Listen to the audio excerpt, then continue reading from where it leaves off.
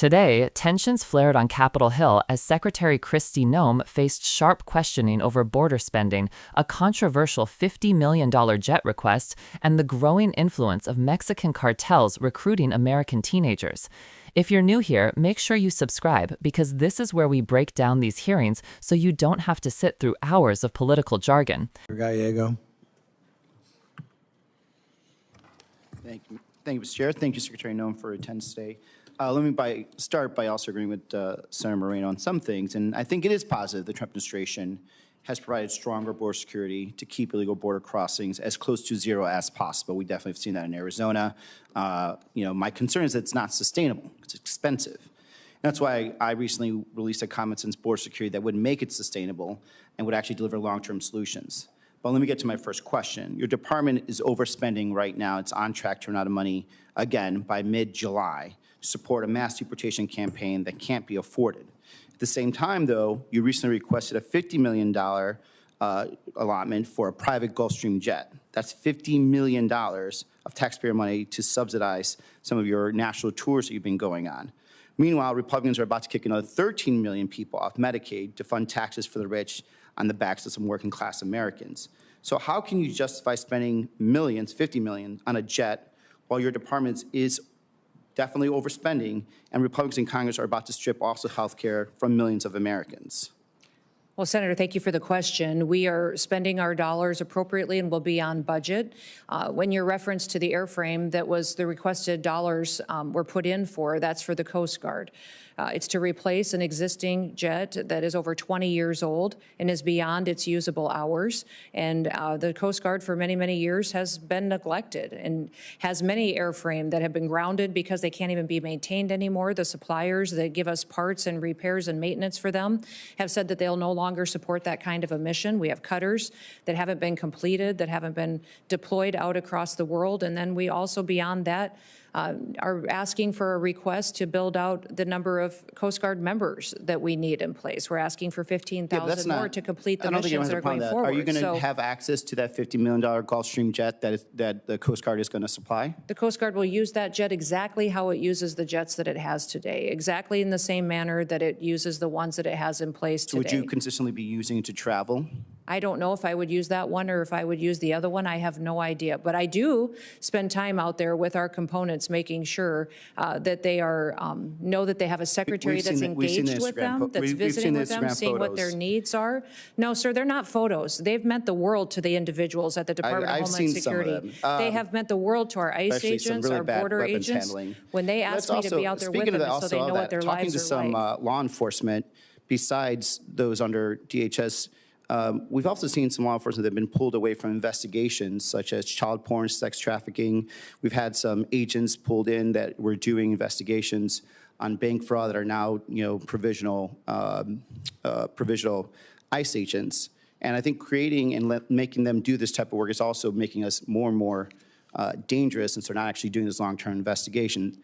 On the other hand, I have talked to some border chiefs and sheriffs repeatedly, and they've been highlighting the danger associated with cartels targeting teenagers in border communities through social media apps and recruiting them to participate in smuggling operations. And one of the bills I introduced with several colleagues here, actually, is the Combating Cartels on Social Media Act, which will help DHS counter this threat.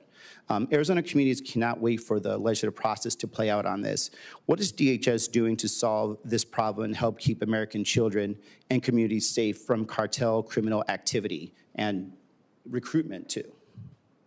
Well, that is the problem that we have. With the longer that they're here, the more established they become and the more they recruit individuals who may live in this country, U.S. citizens, or even our kids, to be a part of some their of them are operations. on the other side too. So it's both sides. What do you mean on their side? Some of the cartels are using social media on, let's say, Mexico, yes, wherever. Yes, definitely they are. So it's back and forth. Yes, they definitely are. But they also are infiltrating our country still by recruiting our children to be a part of their networks. That's the problem. Yeah.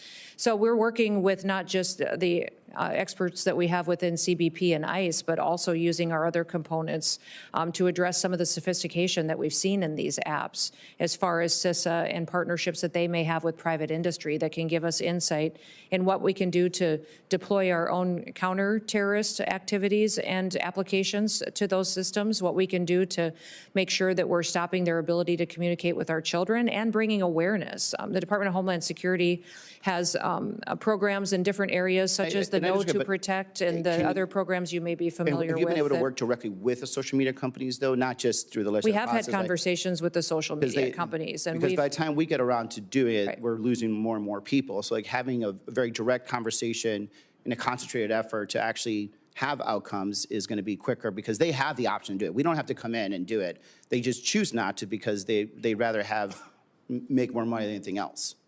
Well, that may be, but I found them very willing to come to the table. I've had myself spent dozens of hours with them, and my team has spent hundreds of hours visiting with them on what we can do to be much more proactive. So they've got some solutions that we can pursue. We'll be coming to you with some of those ideas, but I think it's important that we use their knowledge of this way of communication and recruitment to help protect our children. Get back. Senator Ernst. Thank you, Mr. Chair. Secretary. The exchange opened with a senator from Arizona acknowledging that the Trump administration's enforcement surge has driven crossings in her state to near zero. But she argued that this approach is not sustainable, not affordable, and not a long-term strategy. This is a crucial point most viewers miss. Short-term enforcement crackdowns can bring numbers down, but they cost billions, drain personnel, and often fail to address the economic conditions that drive migration in the first place. If you want deep dives into how border policy actually works, subscribe because we unpack this every week. The senator then pivoted to the heart of the controversy. She questioned Secretary Noem about the Department of Homeland Security overspending its budget, potentially running out of money by mid-July due to a massive deportation campaign. At the same time, DHS requested $50 million for a brand new Gulfstream jet. To many Americans, this sounds contradictory. Cutting Medicaid for millions while approving a luxury aircraft for government travel is the type of headline that raises immediate red flags. But what matters is the nuance beneath those headlines, and that's why you should subscribe to this channel where we break down what these numbers actually mean. Noem pushed back, saying the jet is not for her personal use, but for the Coast Guard, which she argued has been historically neglected. She emphasized that the 20-year-old airframe currently in use is beyond its safe service life, and suppliers have stopped providing replacement parts. On a technical level, she is correct. Military aviation, especially Coast Guard aviation, relies on strict maintenance windows, and the moment suppliers stop supporting an aircraft, the government must retire it or risk fatal mechanical failures. This is the part you rarely hear in political clips because it does not fit into sound bites, so if you appreciate having the context filled in, go ahead and subscribe. But the senator pushed again, asking whether Noem herself would be using this jet for national tours that critics have accused of being more political than official. Noem responded that she doesn't know whether she'll use that particular aircraft, but insisted that meeting frontline agents face-to-face boosts morale and keeps her grounded in the department's real needs.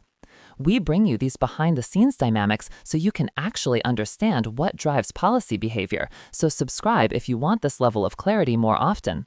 From funding battles, the hearing shifted to a threat that is growing faster than Congress can keep up with: cartel recruitments of American teenagers through social media.